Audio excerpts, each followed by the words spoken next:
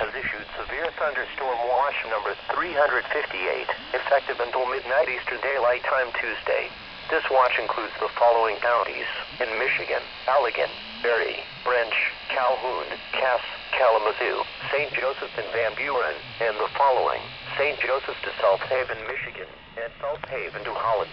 Remember, a severe thunderstorm watch means that conditions are favorable for the development of severe weather, including large hail and damaging winds, and close to the watch area. We're on our way. While severe weather may not be imminent, That top part where the strongest storms are is going to hit us. And listen to later statements and possible warnings. Stay tuned to NOAA Weather Radio, commercial radio and television outlets, or internet sources for the latest severe weather information. High 86. And Tuesday night, variable clouds with thunderstorms. Low 72. Our week ahead.